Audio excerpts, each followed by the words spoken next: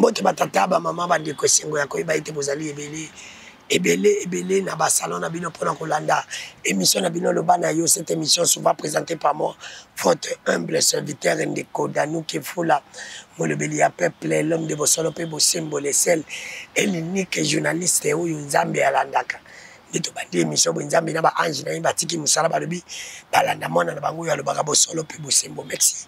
Merci na bandeko nyonso balandaka biso. Nous sommes là tozali chaque jour à partir de 17h na Perfect Télévision. La rediffusion va intervenir chaque jour à partir de 7h du matin. Merci. Puis na chaîne partenaire na biso nyonso bozoka biso. Bon s'abonner puis na chaîne na biso à YouTube. Ndeko Danuki TV quand tu s'abonner partager. Puis na chaîne ya Perfect Télévision. Peter Tani TV au BTP au s'abonner au sala malamu mingi. Merci une équipe technique. Oyo basunga kangai merci na mona mboka David merci na mona mboka Dekon vous merci na mona mboka Gaïta vous allez belé. Merci pe na bandeko ya Perfect. Bazali vraiment ebele wana balobi ba uyangai. Merci na mona mboka Peter Tani pour l'opportunité au petit biso balobi to ndimaka pe bato. Elle bazana nous vivants. Les autres tozali wapi tozali na kati ya parler du peuple. Na kati ya parler du peuple. Te kokutana na moko ya ba élu ya peuple. Na kombo ya mona mboka Amuli. Oyo azalaki secrétaire adjoint na parti en vol. Mais aujourd'hui il ne fait plus partie na parti en vol la commune AFDC député élu. Il dépend à la vision comme on a pouvoir opposition qu'on couvre. Est-ce que l'opposition est couvre? Par l'opposition, nous sommes assis là, pas comme la majorité. Je me rappelle, bien, vous avez imaginé. Parmi les gens intelligents et en vol, parmi les gens qui critiquaient le régime, aujourd'hui, il y a un régime. Il est en face de moi. Il y a un banga solo. Il y a un la question est que nous avons une opposition. Les gens qui ont une opposition. Moi, je suis Amuli Mbote. Mbote mingi, Ndeko Danou. Boni honorable. Malam. Boni province ya Ituri. Province ezali malamu, mais malamu nyon sauté. Moi, ba zone de conflit ya mike zozanga te. Mais sinon, ils ont un problème moroté na Nord Kivu. Il y a un problème moroté. Donc, province Nabicho, ils ont un problème, mais le rôle est Nord Kivu. Mais ils ont un problème avec la manipulation mike. Or, ça nécessite seulement la justice. La justice et la force de l'autorité. Moi, je suis Amuli. Bato balanda biso na mission ba iba yokala. Parce qu'on a lingi lelo pour se présenter. Bato ba olanda lelo ba iba. Parce que l'identité changé. Au comment ça fait plus de 2 ans dans mon nation. Oui, dans un député national, élu na circonscription électorale à Aru, na province ya Ituri. La province ya Ituri. Étant député national, mais dernièrement avant na kota na Mutuna, parce que vous avez secrétaire adjoint. Secrétaire général adjoint. Adjoint en vol. On le voit en vol au KNAFDC. Aujourd'hui, vous êtes député national. Tu rencontres en haut. Mais, dans un moment, il y a élection. Il y a un sénateur dans la province de Ituri. C'était vrai, c'était faux. Non, c'est-à-dire les abattus, bazala qui prévisible, barojoité. Comment ça? Parce que l'élection, il y a un grand électeur. Et il y a d'avance. Parce que dans la plupart des cas, bateau bayakana sénatorial eza batu oyo anamo basala ki musala. Soit ba misusu bazaba sénateur à fonction o bakokende na ba kende na suffrage universel te. Nde bayakana sénatorial.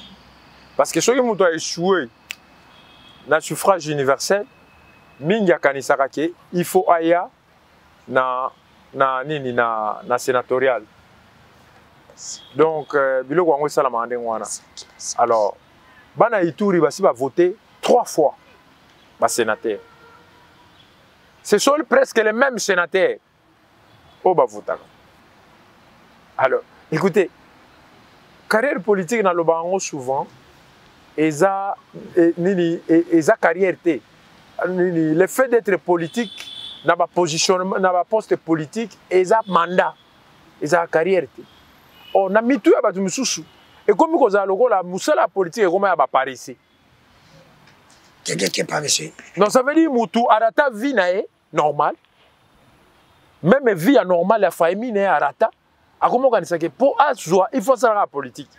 Parce que là où il veut à tout prix même tuer quelqu'un pour devenir ce qu'il pense là, c'est extrêmement grave. Parce que Moutou Moussou, sur la vie sociale, il a raté. Oh, c'est comme cela que moi je suis en train de craindre. Dans l'élection en 2028, il y a 50 000 candidats pour 500 postes. Mais à la fin, tout le monde va crier oh, on m'a volé, on m'a volé, on m'a volé. Oh, on a besoin de 500 députés. Oh, on a sénatorial, on a besoin de 4. Mais imaginez-vous, nous avons 48 députés provinciaux, mais Batoubake, c'est candidats. On a 4 postes. On a 4 postes, c'est candidats. Mais écoutez, est-ce que Missala, monsieur Ezate, je vois les autres présidents à Zuité, à Zongi na Bilanga. Pourquoi Missou Baouti na Bilanga baye? Yo, Zuité, Zonga pe na Bilanga. Ça n'a pas Bilanga. Battez la population. Comprendre la population, qui m'a dit Bitumba. Zala pe na bango. Yo lingi okima na batute. Yo lingi oyeba pasi ya ba déplacer de guerre te. Yo lingi oyeba ndenge ba yambaka ba réfugié te. Mais yo tikala kuna na Kisasa, olobaka pété. On même pas solution à la population congolaise. Écoutez, tu vas accompagner dans 3-4 mandats. Ce qu'on a chance à ça, 3, ça suffit. Pour chance à Sika. On veut de nouvelles personnalités avec de nouvelles moralités. C'est cela la politique. Parce que Bichon Abino Danuto Vanda, depuis l'élection en 2006, moi j'ai commencé à voter en 2006. J'ai voté en 2006, j'ai voté en 2011, j'ai voté en 2018. Et j'ai voté en 2023. Ça veut dire quoi? C'est une expérience. Est-ce que nous avons voté en 2006 et nous avons voté en 2011? Non. Ce n'est pas de la même manière que tu as voté en 2018. Ce n'est pas non plus de la même manière que tu as voté en 2023. Ça veut dire à chaque fois, il faut que les candidats électeurs aillent voter par rapport à un projet, par rapport à un besoin de la communauté. On ne vote pas parce que nous, on a un problème ici, une préoccupation dans Mboga Nabiso. Mais on cherche des gens qui peuvent nous amener cette solution. C'est cela la politique. C'est cela la politique. Nous avons des gens qui ont débarqué après un mandat, après 2, après 3. Mais nous avons 3 mandats, ça veut dire quoi? C'est quand même grave, c'est extrêmement grave. Hein? Mais vous voulez tout simplement dire que Bato Basali ba 3 mandats baling batikala que Bato ebele bazo comme la politique. Mais c'est parce que Mboka est en souffrance. Non, est-ce que politique c'est Mboka est en souffrance, tout le monde ne veut pas faire la politique. Est-ce que pour nous ça est-ce que politique c'est pour c'est besoin personnel? Je dis comme moyen où ils allaient malheureusement. Mais c'est ça ils ont solo. Malheureusement comme moyen à Bato Bakini. Ah ben oui. Écoutez, moi avant de faire la politique, je faisais ma vie normalement. Yo yebinga de Godano. Ouais. Alors. Et le soir, ça manda mon a zongité. Est-ce que pour autant na moment? Non. Ça veut dire quand tu as une situation, il faut toujours se dire il y a un problème.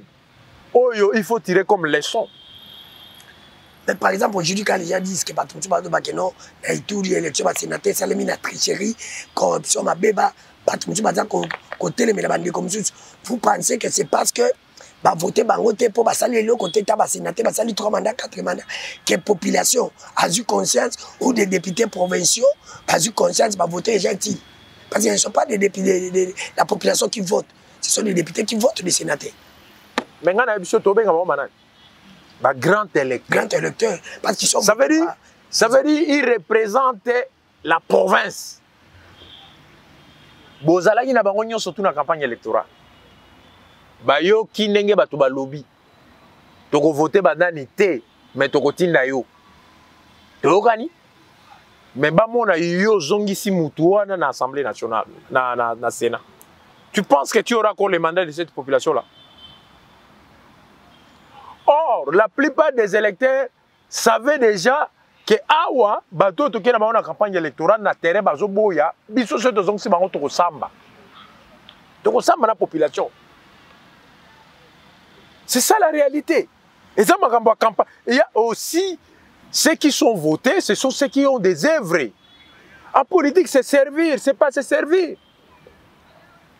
Conception, on a à se servir de Bomimboko. Il y a aussi un président Fachi dans la caméra. Président Sunga Mbokao. Les Congolais, nous n'avons qu'un seul pays, les Congolais. C'est un paradis. Moi qui suis italien, je vous dis que c'est un paradis. Ce qui est sérieux, c'est un bateau qui servir et non se servir comme qui.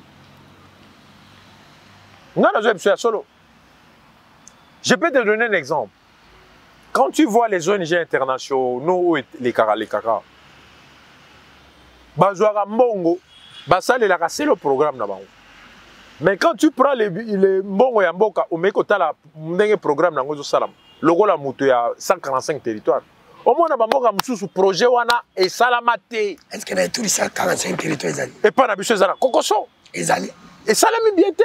Est-ce que 145 territoires, salami bien. Aujourd'hui, vous êtes député national. Celui qui a piloté 145 territoires, elle est maintenant Premier ministre. Est-ce que vous allez les convoquer? Parce que moi, je l'ai toujours dit. Je ne peux pas. Écoutez, s'il vous plaît. Moi, je l'ai toujours dit. Moi qui vous parle, je suis journaliste. Dans ma province de Maïndo, 145 territoires, dans 8 territoires, et si là, projet comme mal planifié, mal exécuté. Chez vous, là-bas, c'est la même chose. Presque dans Kendeki, dans Mboujimaï, dans Voyagaki, c'est presque la même chose.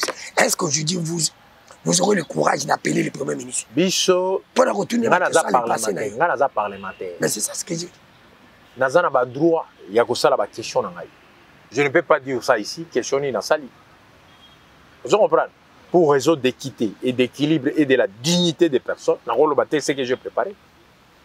Mais comme parlementaire, écoutez, comme parlementaire, vous avez commencé. Comme parlementaire, c'est ce que vous allez faire.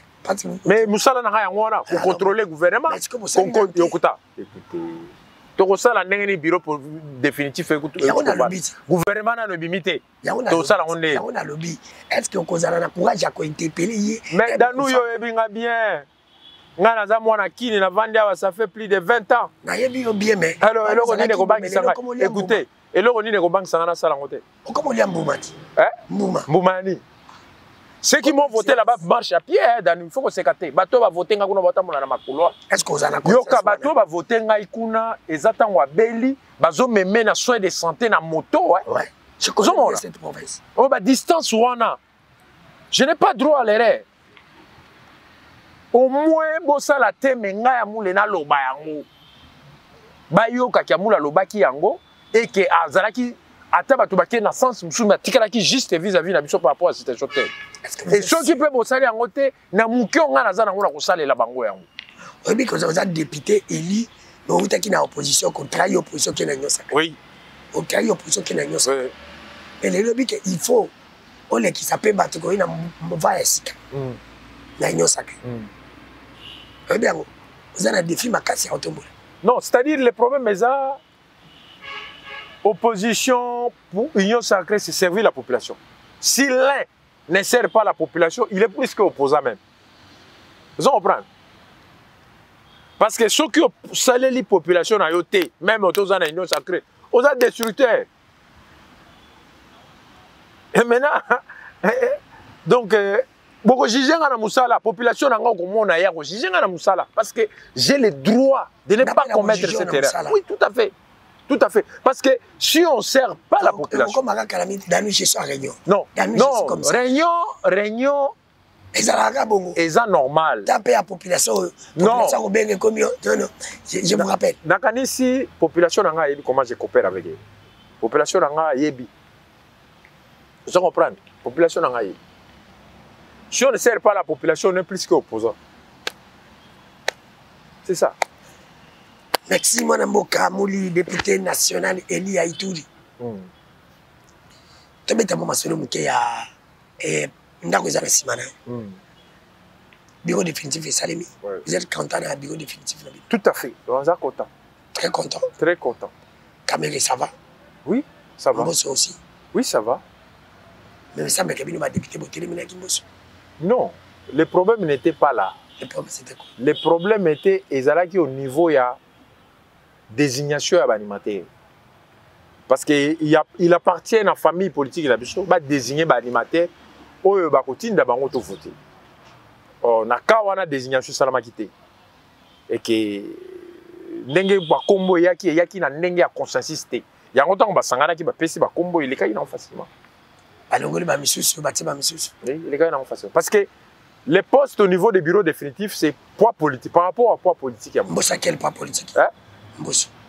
Mbosso, il a un poids politique par rapport à Bapaer Naye, na groupe na bango union sacrée, par rapport à Attente, par rapport à Oui Salamaki, bah adopter en haut. Nous les députés, nous pouvons que voter parce qu'il n'y avait pas un autre candidat contre Mbosso. C'est tout à fait logique. Yozaki na Afrique. Nazaki na Afrique. Si le repose en Afrique. Nazaki na Afrique. Bacha bando chamona na ye. Et ça va qui on dit. Non, c'est-à-dire parce que nabi ko linga ba valeur. Non, c'est-à-dire comprendre. Oui que ay na yo yeba que aux députés national. Ya FDC. Nabi ave na ngai kasi ko na ibela ki oboite. Non, c'est-à-dire à un moment donné comme un psychologue, j'avais compris que l'homme a développé comme ego mouwa à bouquet. Peut-être au coup jugé moninga sévèrement, mais na kana yo au koloba non ezaka moko parce que basala yibuna buna. Mais heureusement le vieux était très sage, il a retiré la fois rapidement.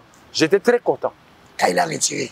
Mais quand il avait posé l'acte, vous n'étiez pas content. Non, c'est-à-dire je savais qu'il allait revenir. Comment ça? Je savais. Non, mais il fallait le dire. Hein? Est-ce que vous lui avez dit ça? Non, écoutez, aux un groupe parlementaire n'a sauté. Aux un groupe parlementaire n'a sauté. Je suis l'homme qui pense et qui dit ce qu'il pense. Je ne suis pas quelqu'un qu'on peut facilement adopter et mettre. Et je suis au service du parti. Conformément à un règlement et à un parti. Vous avez ceux qui ont une responsabilité à partir de servir le parti conformément au règlement et de servir la population conformément à l'ONG. Oui, mais Marambo n'a tout nous a usé le Bamana Cité. Babini. Aux assassins, sécurité ou le bas. Babini. Dans tous nos deux métiers, les ascenseurs. Wow. Il y a les bosso. Le gouvernement a bloqué parce que Bati a saigné pour pas ça y parle. À l'Obiboui. Après Simboso yaye. Après si caméra paye yaye. Il n'est pas saigné par le gouvernement. Il n'est pas à poste na yé. Jusqu'à l'heure où PCPT n'est pas bloqué. Bon, on a une information en tête. Si on a une information, on a une appréciation.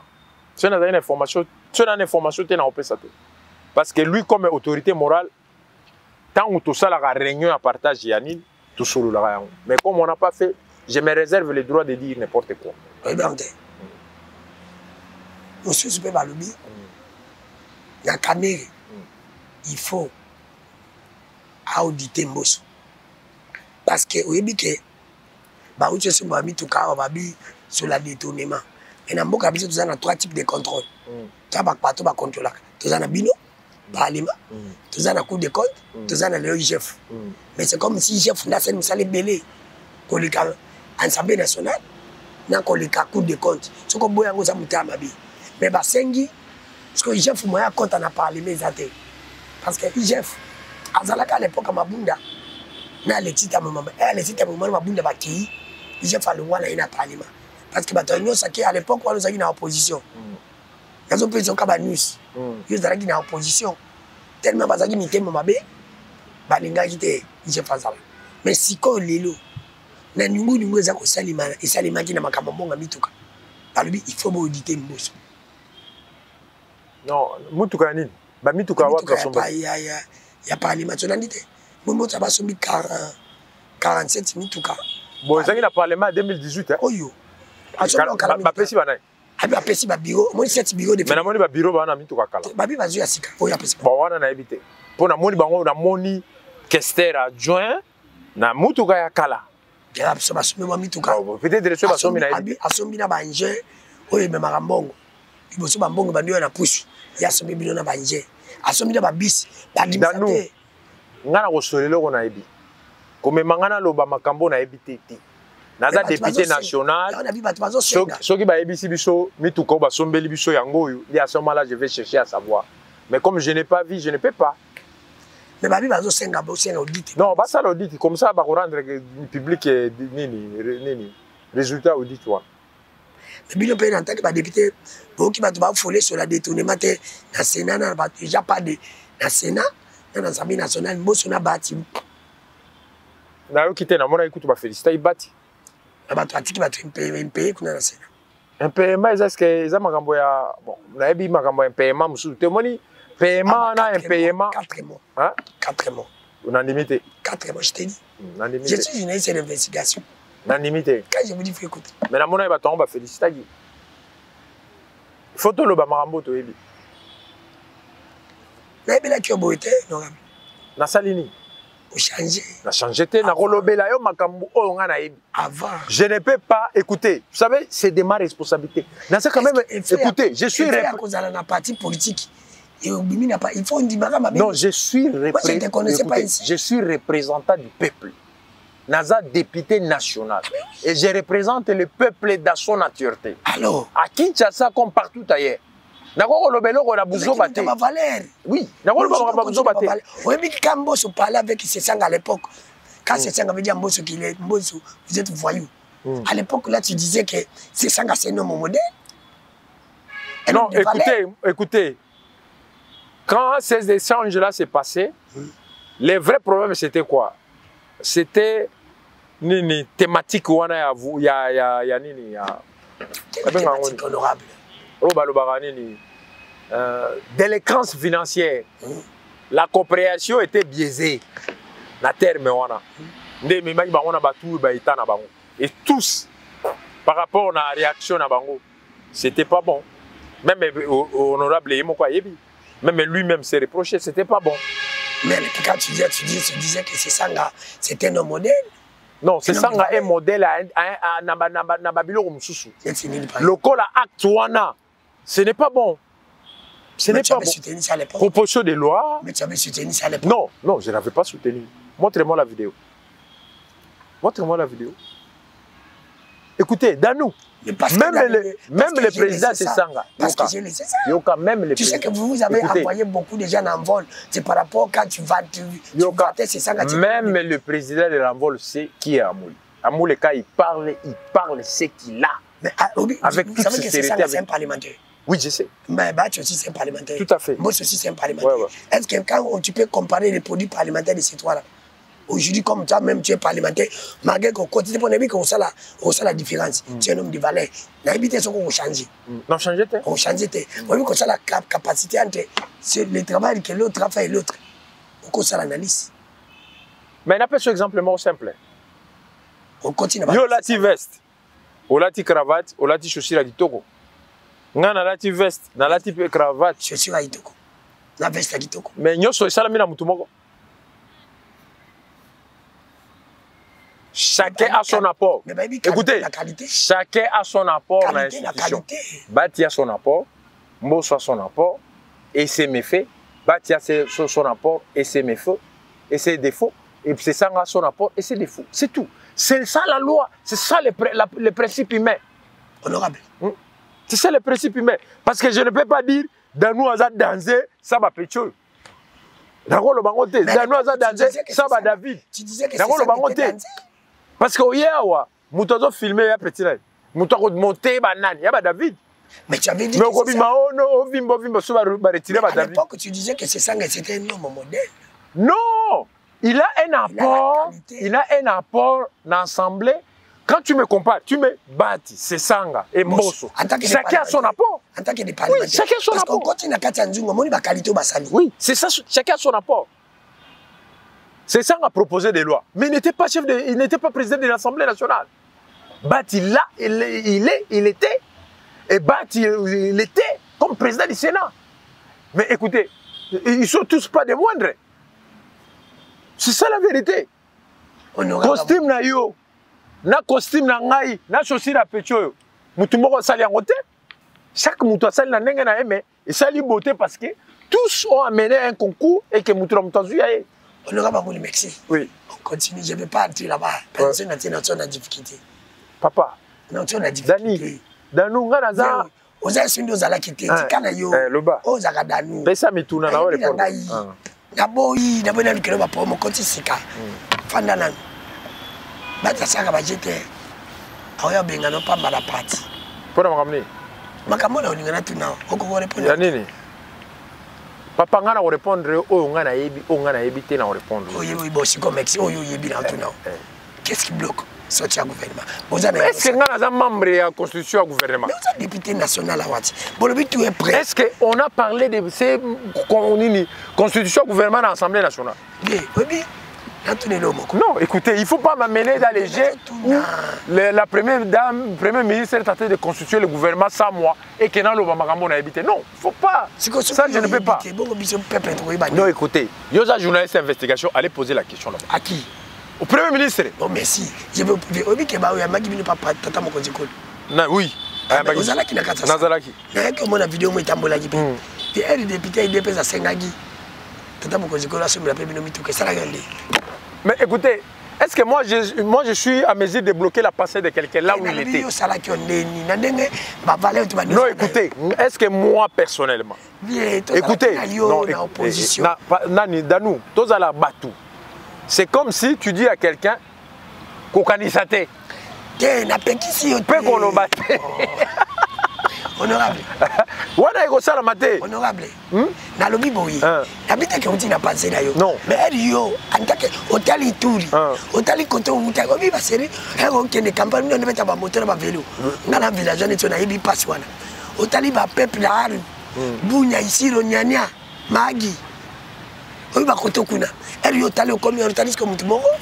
Atali ke na mbongo na bino mosali 3 mois 4 mois ko mituka même na na ebisho clairement mituka yo sala gonde ngana ebisho clairement singa tambola na mutuko ebi depuis kala na ebisho clairement je ne peux pas interdire non plus la passée de quelqu'un ni sa manière de parler. Vous savez, il y a des femmes qui sont très fidèles, mais à Gosengo Gamba on a premier jour à Bisombelanga et le hôtel. Oh non, aza loenge parce que a senginga mbala moko to kutani al mbala bosa senginga. Mais peut-être c'est pour lui la seule chose au bando kanisaki. Oh yo vraiment soka zuango ezaba rêve naï. Vous comprenez? Mais interdire à un député de parler et de penser, ce n'est pas fait à moi. Ce n'est pas fait à moi. Tenga le bité ko kanve manani honorable. Na le bité que non au kanisaki ero yokaki. Ah, Congo ça va, il y a Moussala Mascati au salon dans le Parlement. Moussala les Amakasi pour la population.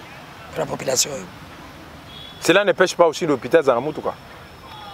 Dans l'Andagi, au Djomorozo, le Kalamingite, il y a Vital Kamere, honorable Vital Kamere, président Nabiso. On a payé un beau de place à Zali. Tant que le président Kabila, le père Anoma, qui est vice-ministre, alors vous me nommez vice-ministre. Un vice-ministre à pied. Abi Kabila Benga Kalba PC, Toyota Moko 26, c'est Zaghi les bandanes. Si les lois gardent Toyota. Bon, il a exprimé son besoin le même jour. Si ce député-là a trouvé l'occasion d'exprimer son propre besoin, et si ça va, et quoi qu'on paie ça pour les députés, écoutez, c'était sans penser. Vous pensez que le retour en assemblée, Batugno va raisonner de la même manière. Il y aura quelqu'un qui va proposer une loi, ou Batugno va dire. Et ça, il va proposer une loi, Batugno va dire. C'est ça la vérité.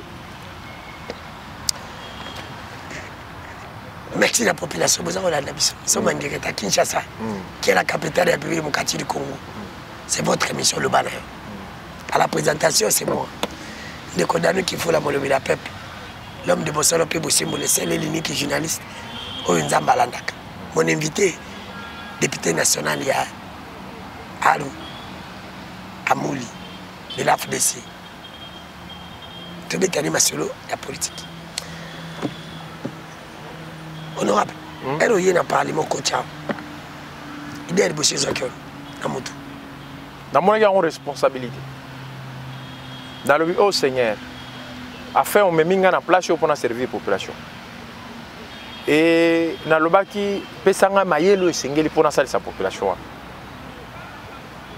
Parce que ndako ezala pour ngate maison de passage inutile. Il faut tout servir la population mokilier mon appel Congo ndima. C'était ça première prière nanga. Pas mokilier mon appel Congo ndima faut sala nini. Musala solo pour la population. Servir dans la République la mission de ces 10 jours à mon colalelo. Les gens qui ont une image de Samuel Eto'o. a senti que Samuel Eto'o ceux qui sont politiciens, congolais, étrangers, africains, comme une capacité à Samuel Eto'o de dire non. Là, il faut dire non. Beaucoup avancer. Là où vous êtes, congolais, nous sur place, vous allez chef. Prends ta responsabilité. Il faut avoir le courage de dire à ton chef que ici c'est toi qui commandes. C'est toi qui es le chef. Et pas ici. Tout le monde a vidéo, il y a mon colalelo. À le bâti, il y a mon colalelo. Au dossier 10 jours, il y a mon colalelo. Merci, Matozo. Non, je ne le fais jamais au ministère. Je vous prie de respecter notre règlement. Je ne le fais pas. Vous m'avez longtemps de faire pour Ne faites pas de bruit ici. Vous m'avez Je dois beaucoup de respect, mais... On se connaît. Ok, respectez-vous. On se connaît. Respectez-vous. Et je vous respecte également. Merci beaucoup. Voilà. Maintenant, je peux travailler avec mes collaborateurs? Non, vous ne travaillerez pas avec vos collaborateurs parce que j'ai une instruction De qui? du ministre. Faites votre travail. Voilà. Comment vous allez? Bienvenue chez vous. Je vous demande. Ça va. Vous allez bien? De venir ici, c'est fort. Tu sais ça très bien.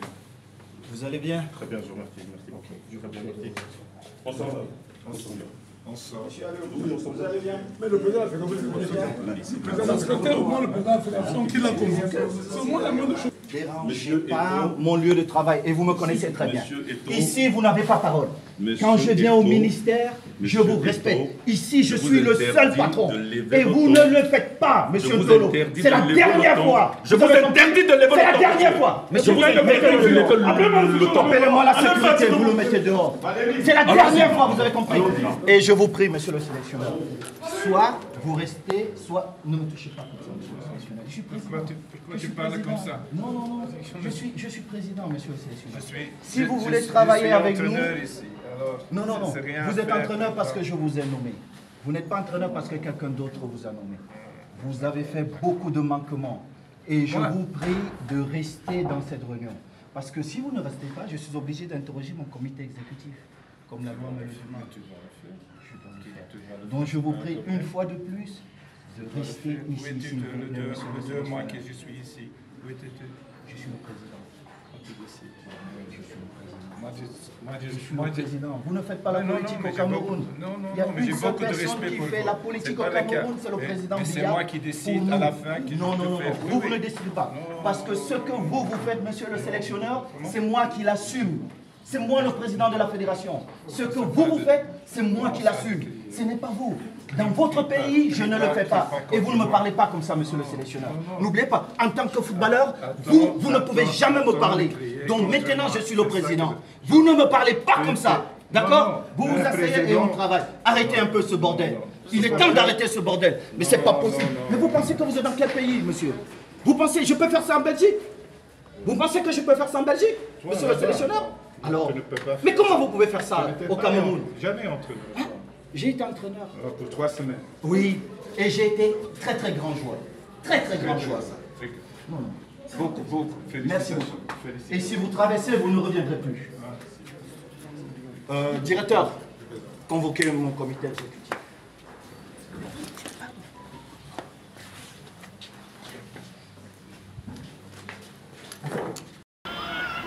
Merci. Para bonjour dans la vidéo, il y a mon colalelo, il y a dossier du jour. Natiango parce que n'a pas intéressant. Samuel Eto'o qui dit qu'il est chef. Mais le ministre n'a pas le droit de venir imposer là où il est chef. C'est ça aussi la grandeur des noms. Quand on est chef, il faut s'assumer. Et il y a Pébiso. Deuxième début qu'il a vu, dossier du jour, il y a beaucoup là. Tout le monde.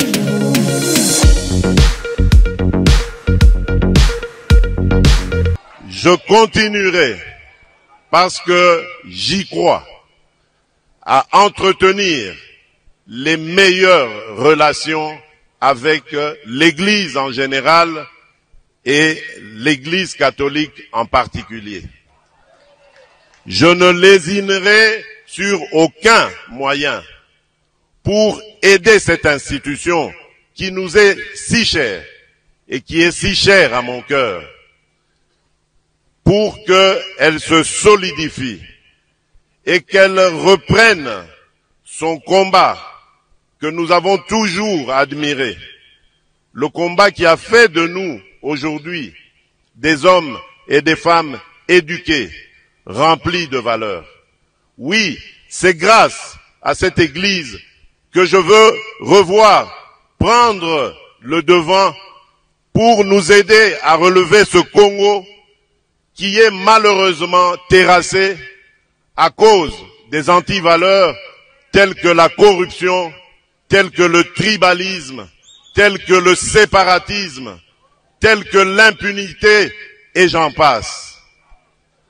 Je sais que je peux compter sur vous et sur Dieu pour que cela demeure et soit toujours permanent, c'est-à-dire une relation excellente entre l'Église catholique et l'État.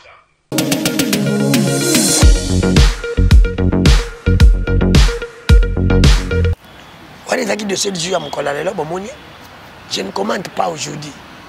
Je ne vais pas commenter la bande qu'on a mis. Namboka ya boy. Namakambo ya boy. Tout s'attend de Congo pour bon rapport combien d'années.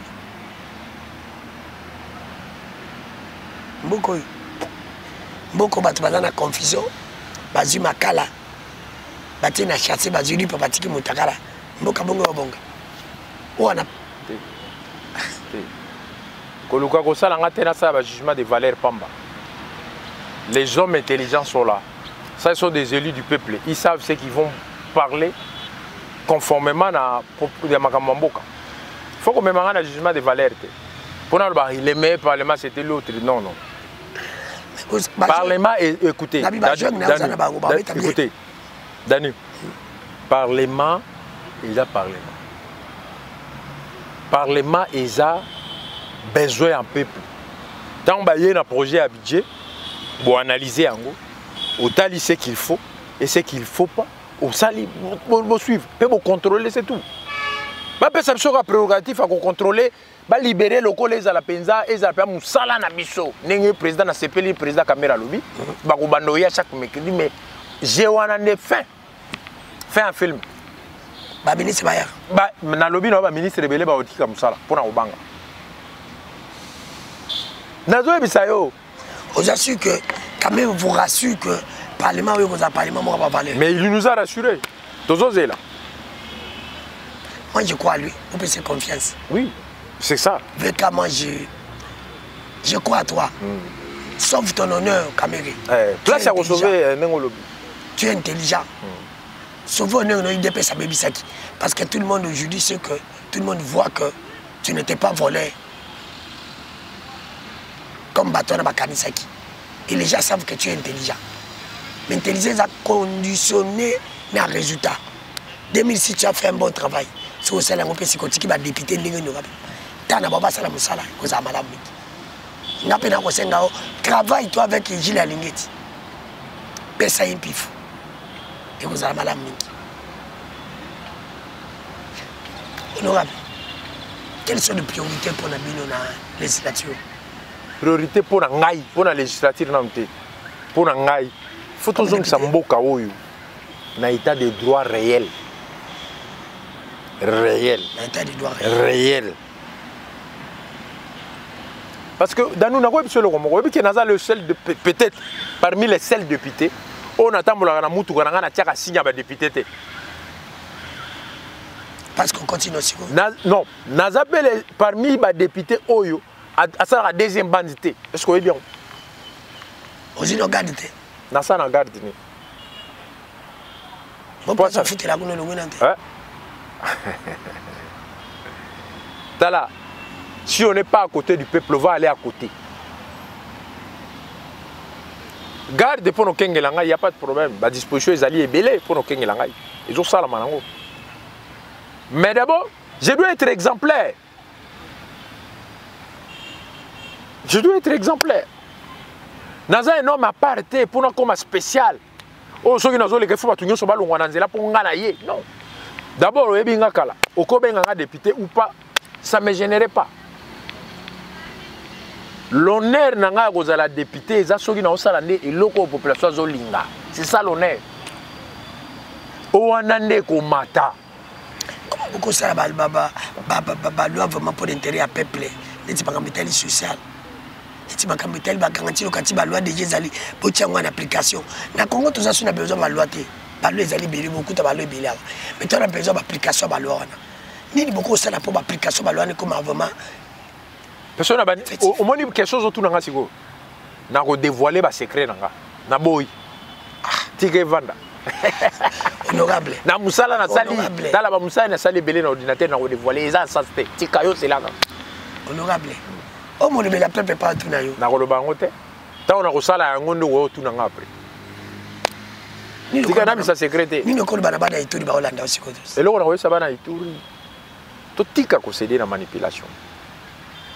Il y a des gens qui ne comptent que sur eux-mêmes. Ce n'est pas sur la population de l'Ituri.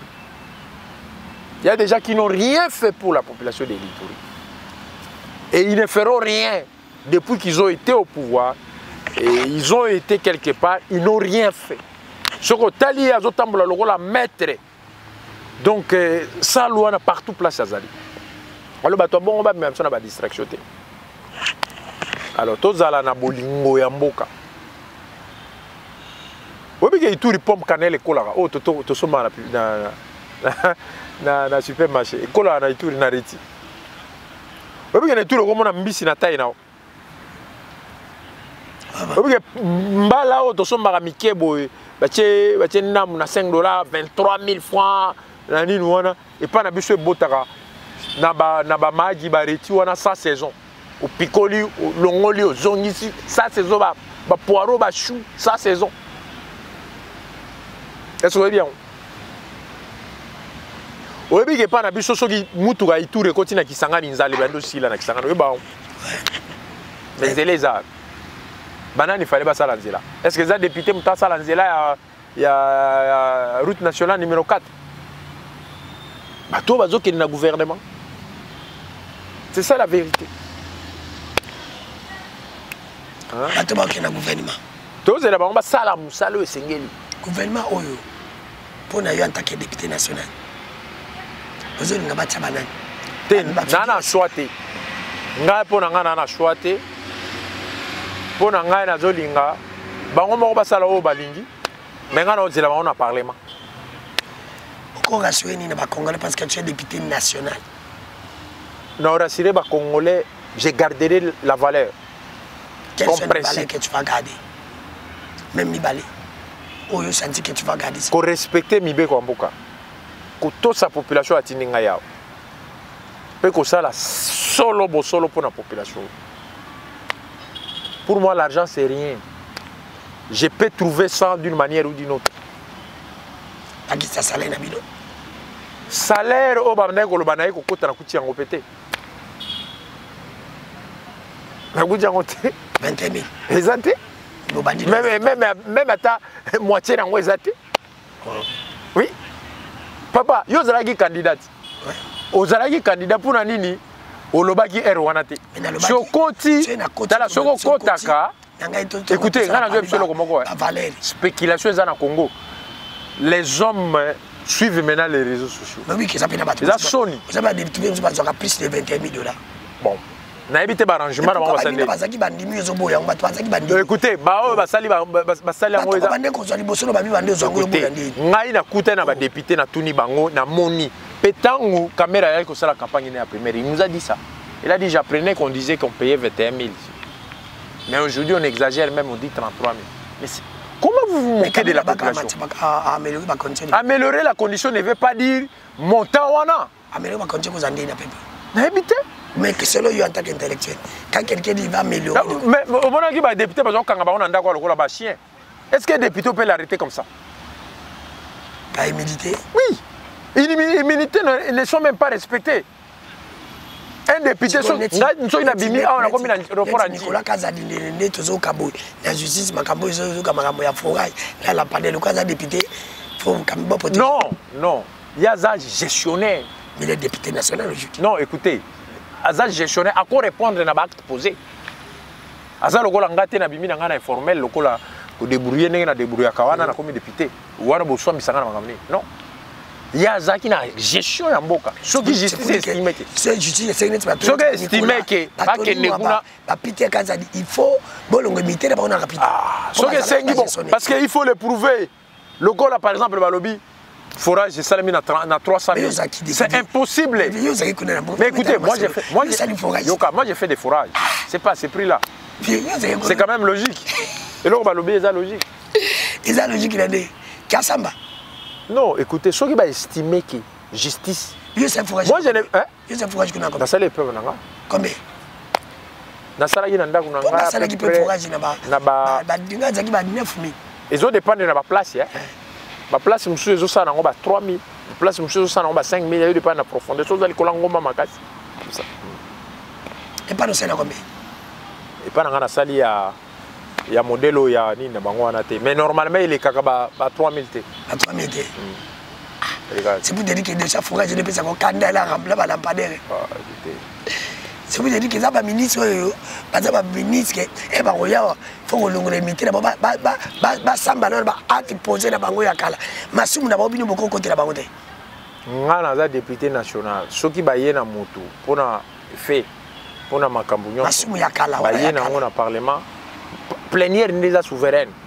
Ceux qui ngana bien boy et que batu mususu banimi yango. Mais en tant que député, tu veux on appeler mon sauter les mots aujourd'hui. Aujourd'hui, il peut qu'on va non, ça va pas. Il faut qu'on ait la juste dans la vie. Ah ouais. Il faut qu'on ait la juste.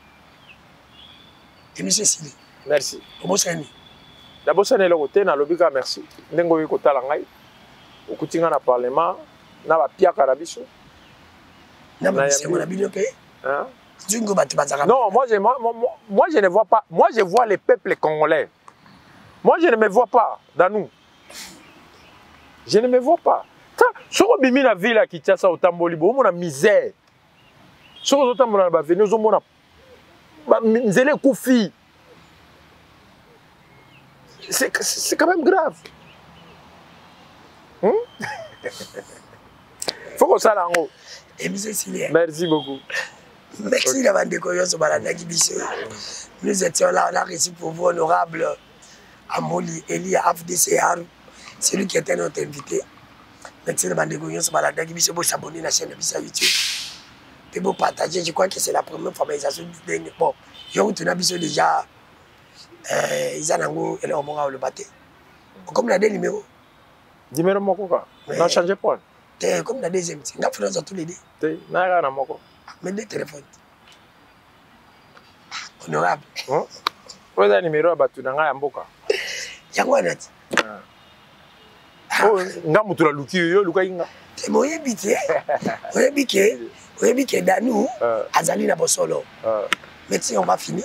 OK. Merci d'avoir découvert ce baladaki biso. Vous s'abonner à la chaîne de Biso YouTube, mais quand Danou TV, quand tu s'abonner, on peut la chaîne à Perfect, télévision s'abonner, la chaîne partenaire de Biso sur l'émission et vous s'abonner. Mais nous avons au Moko, nous avons un conditionné, pour la nagate. Et à la réunion, Moko Salima qui lobby, je l'ai dit. Étant qu'un journaliste, bon le karaté, bon kangangai, mais bon le kangangai, yo kamakambo, nous avons besoin de solo pas. Dans le lobby, on a conditionné. Il me semblera que le ministre des Finances, Nicolas Kazadi, a qui gagne un communicateur, il y a eu des presse. Il y a des influenceurs, il y a des réseaux sociaux, il y a des tuteurs partout, il y a eu des presse. Pour que se sauver. C'est là que si vous avez qui est en train la lobby, il faut samba. Et Alingi a koufaye mon côté, a koufana battu. Parmi les gens qui ont beaucoup de mikolo ezali koya a ciblé 3 personnes. Il y a liboso dossier à lampadaire ba ko kana moto ngobila. Il y a mi balé pendant que longola militaire na ye a ko kana moto ya caméra. Caméra le fait parce que na procès à 100 jours. Na pena témoin qui prend yanga lingi. A livrenga. Il y a mi ça to kozala na lingeti. Bato wana mi ça oyo communication na bango komona. Ngala le barabo solo pe bosse dengeta na ba réseaux sociaux na ba mission ba ko tiela bango minduki pour la vilipender ba le mal reste mal, condamnons le mal ensemble pour que le but ça la complicité si réellement que makambo ezali ya solo ya forage ya balampade ezali ya solo po tomoni c'est grâce à caméra publique que balampade mosusu yi mais ti lelo a caméra publique ya ba forage toyebi te ya on aza kosenga tata mokonzi kolo faut protéger Gilles Alingiti ko protéger pe caméra parce que il faut qu'on livre biso ba beyipi moi j'ai caméra Nicolas Kazadi Mbosso Antoine, il faut qu'on l'ait imité de bango, basamba. Dans 4e émission.